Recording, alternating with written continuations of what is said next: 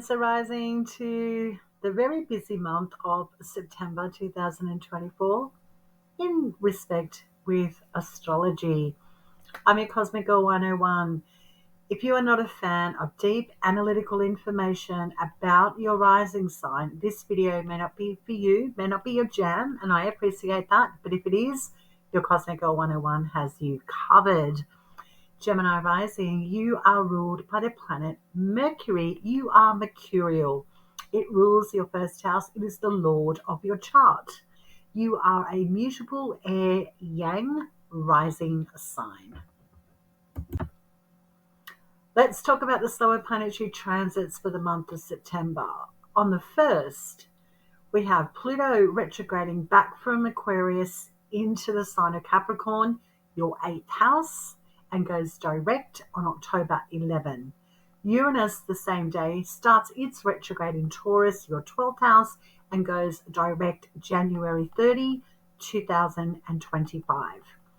The other continuing transits for the month of September, Pluto's continuing its retrograde in Pisces, your 10th house, and goes direct on December 7. Jupiter in Gemini, which has been transiting in your first house. This planet is direct for the whole month of September. Jupiter doesn't go retrograde until October. And this is Jupiter's detriment sign.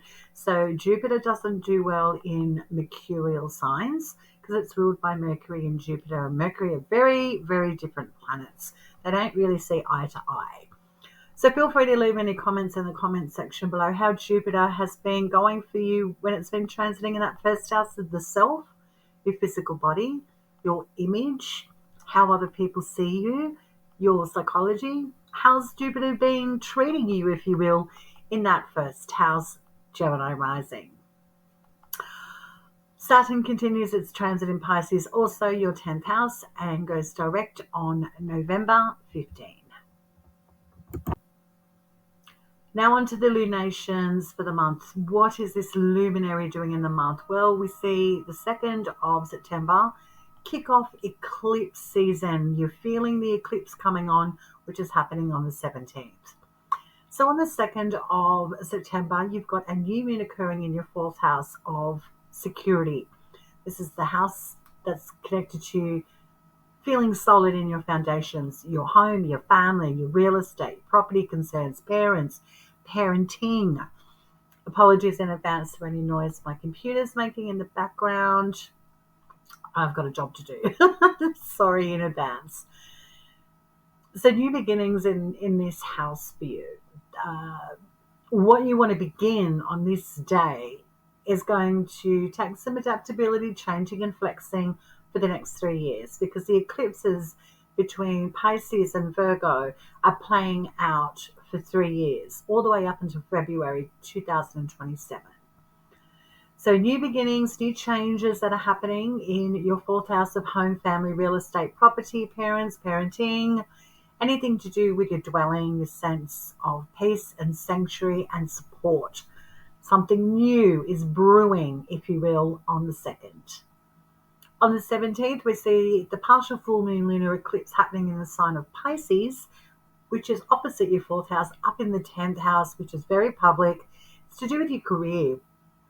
Your professional life. It's how people know you professionally. It's like, oh, I know Gemini rising. They are a architect. They're into archaeology. They're into teaching. They teach at a local high school. It's like a label, which sounds very 3D, but it is how people connect to you professionally, what you do in the world. So your status could be changing, or there's something graduating at this point. There's a public recognition going on in the 10th house that could be quite emotional. You could be changing things up in your career or professional life, or getting recognition. There could also be some serious topics with big authority figures or people in big institutions that are intimately connected to you. There may be a big reveal from them on the 17th of September. So this is the 10th and the 4th house for the next 3 years playing out for you. It starts on the 2nd of September. So if you want to change your life, change your family, change your profession, and give yourself room to try things out, dip your toes in and out. This is the good transit to do it with these eclipses, because they're mutable signs, they're very changeable, they can adapt, they can move about. So if you want to test some waters with home, family, your life, your working life, your career, moving internationally, for example, this is the great eclipses to do it.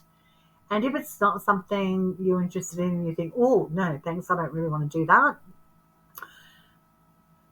this is where you're going to be seeing changes playing out then in your 4th house and in 10th house for the next 3 years, when the eclipses are going through Virgo and Pisces for you. The sun's continuing its transit, the other luminary, in your 4th house, opening up the month. And this month, when I looked at this month ahead, the sun is making difficult aspects for the whole month. All of us are in it. None of us are getting out of this. These oppositions and squares are difficult. So let's get into the houses that you may have trouble with, if you will. Trouble in paradise with the sun.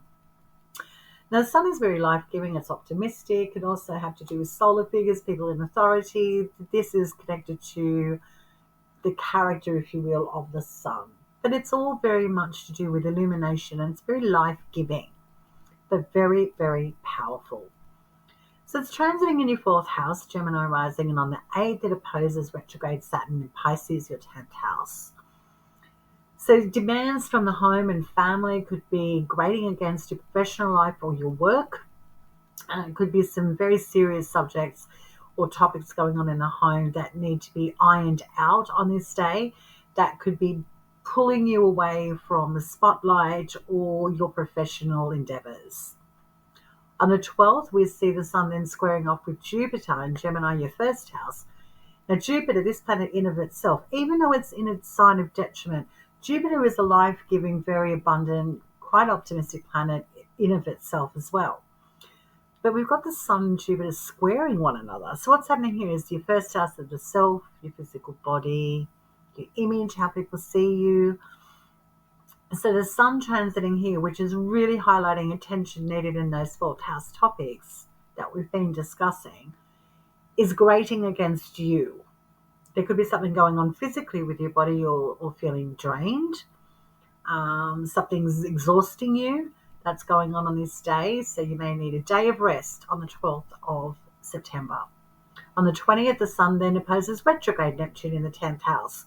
So the sun, again, lots of activity going on in that 10th house, is opposed to retrograde Neptune up in there in your career house. So the sun is opposed to indecisions regarding your career, your public life, or anything to do with authority figures. There needs to be certainty or clarity ironed out, or at least identified on this day on the 20th, that may be difficult to get a handle on. On the 22nd of September, we see the beginning of the spring equinox in the southern hemisphere, and that is Ostara. And in the northern hemisphere, we see the beginning of the autumn equinox, which is Mabon. So a change of season. We all feel it. We all physically see it in our environments as well, the change of season. So people around you are going through changes, as is yourself. The same day, the sun then ingresses into the sign of Libra, its full position, your 5th house of joy and pleasure, until October 22nd.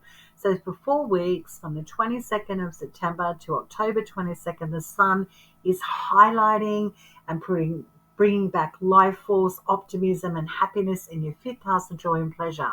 Yay!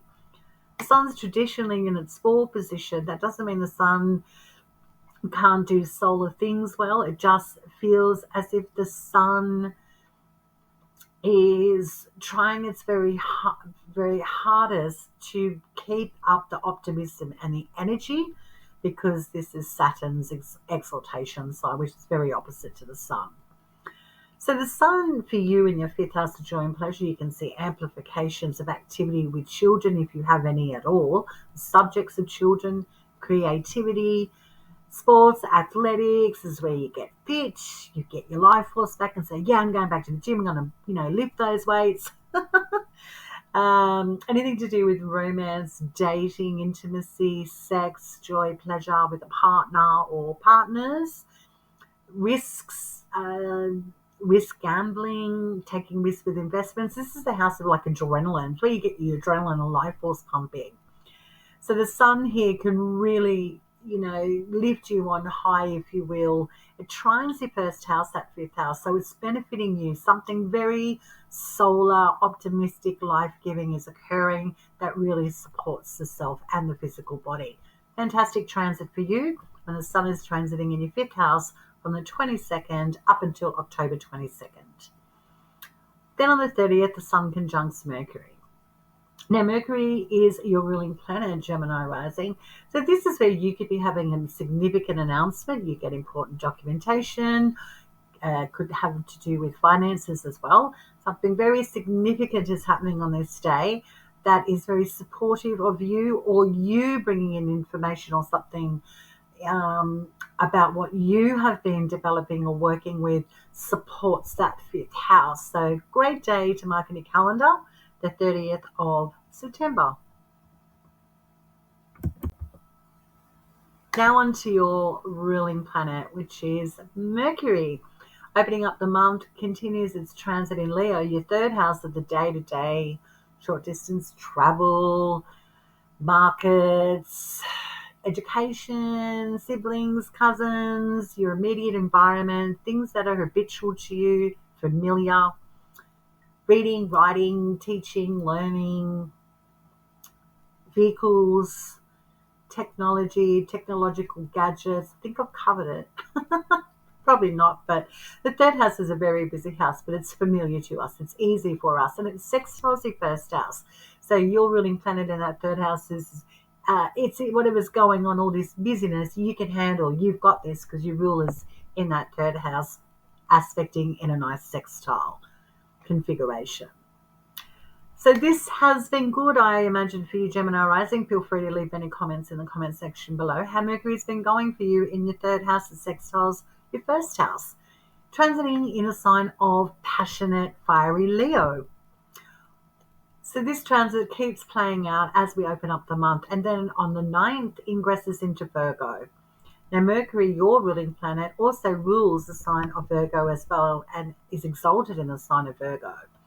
And this is your fourth house, is home, family, real estate, property, parents, parenting, anything to do with creating sanctuary, creating peace and calm for yourself, things that support you. So your ruling planet, transiting here in that fourth house is fantastic. Clearing out the decks, cleaning, purifying, creating, order out of chaos, getting onto litigation, paperwork, ironing out any differences, having conversations, relocating. This is all up for grabs when Mercury is in that very strong, happy place, zodiac sign of Virgo, its exaltation and domicile sign. The fourth house does square your first house, but I don't particularly see this as a difficult transit for you as a Gemini rising.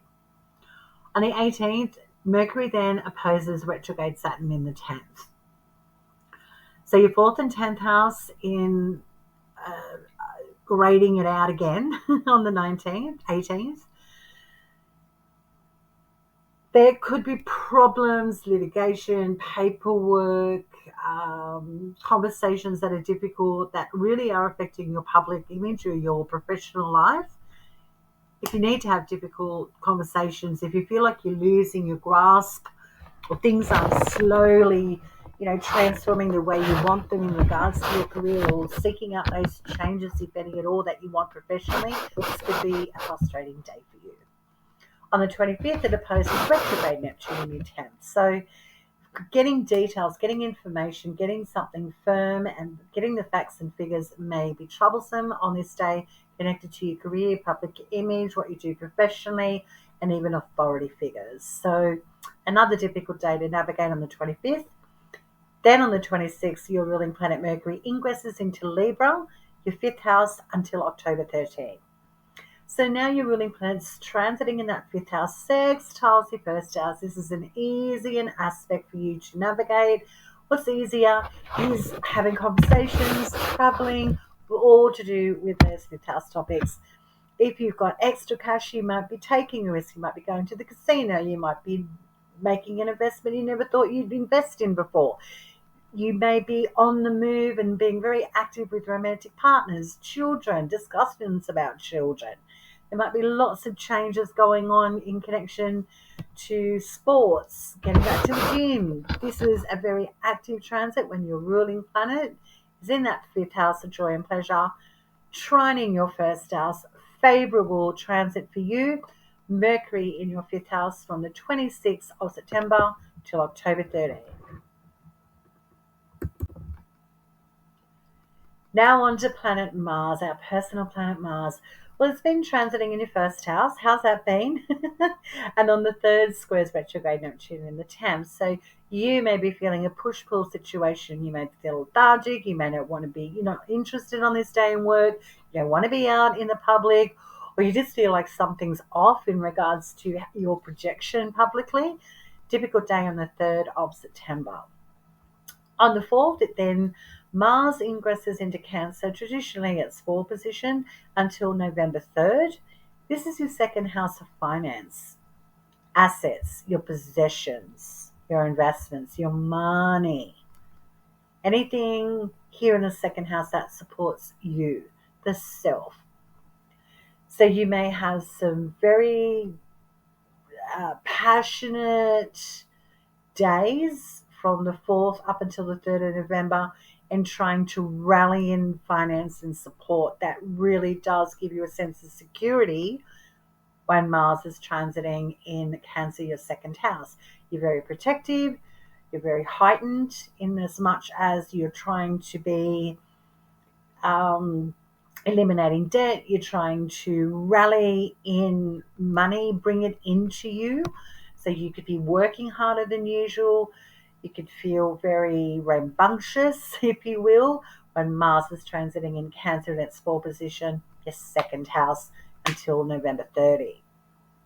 On the 30th of September, Mars then trines retrograde Saturn in Pisces, your 10th house. Oh, this is a good day for all of us, but for you, especially so, because that 10th house has had a lot of oppositions, and then on the 30th, whoo, second house trines 10th house. This is where you could land a fantastic contract that supports your career. It's very lucrative. You could feel like nuances have been ironed out if there's been in trouble with authority figures. Your professional life, things seem to be settled. You can feel a lot calmer. It just seems that something falls into place on the 30th of September. We'll take it. Yeah, Gemini rising? We'll take this day of things feeling a lot easier than they have been, connected to your financial house and your professional life and career. Nice day. Now on to planet Venus, the planet of connection, the planet that is the great attractor. She's transiting in the sign of Libra, opening up the month of September, and this is her domicile sign. She loves being in Libra, and this is your fifth house. Venus is very social. You see you dating, having fun, being just enjoying life. Venus traditionally found her joy in the fifth house, so this is a great transit for you as a Gemini rising. When Venus is in that fifth house, traditionally her house of joy, and she's all about the joy. On the 5th of September, Venus and the Moon are in conjunction. This looks fabulous for having a spa day, enjoying a romantic date, a fun day with children if you have any at all, having a creative moment, going to a sports game, getting into the gym, getting into the body. This is fantastic for pampering and indulgence on this day. Enjoy the 5th of September. On the 15th, Venus trines Jupiter in your first house. So you got the two benefics in a trine. Beautiful. First house, your body, yourself, your image, trining that fifth house of joy and pleasure. You could have a date night. You could have a makeover. You could see a great day at the casino. You could be taking a risk. You could be feeling on fire. Things are great on the 15th of September. Enjoy that. Gemini rising. Then on the 22nd, Venus squares off with retrograde Pluto in your 8th house of Capricorn. What is Venus's problem with retrograde Pluto? Well, there's tension in overindulgence that may be costing you too much, or a partner. It may be costing them a lot, whatever their indulgences are. It's a difficult day to deal with on the 22nd. Could be financial and could be about pleasure. Then on the 22nd, the same day, Venus ingresses into Scorpio, her detriment sign, until October 17. And this is your 6th house of the day-to-day. The work. Let's get to work. Chop wood, carry water. This is the house of service, co-workers, your career, pets, anything to do with services that support you or services that you provide to support people. This is the house of sickness and illness. This is the house where it just feels the work never ends. So Venus transiting here in her detriment sign of Scorpio, where she doesn't like to be, because this is Mars's sign, and Venus and Mars are naturally opposite one another, always in tension, but always passionately going for something. So what you could be experiencing, Gemini rising, when Venus ingresses into your 6th house is establishing firm bonds that are supportive. You could have some passionate exchanges in your workplace. You could be passionate about your pets, or there could be some problems with pets, for example, because Venus is going in its detriment sign. This is the house where you could feel and not your empowered self in the physical body. So if you need to deal with any health or chronic health issues, this transit may see you find the tonic you need, or seek out a professional that can actually help you get over something physical once and for all. You can be feverishly researching. Venus in Scorpio, great researcher in getting information. It's the detective, Venus in Scorpio, wants to know details. So you can be very detail oriented about those 6th house topics when Venus is transiting here from the 22nd of September till October 17. Oh, apologies about all this noise my computer's making. Really, I'm sorry, guys.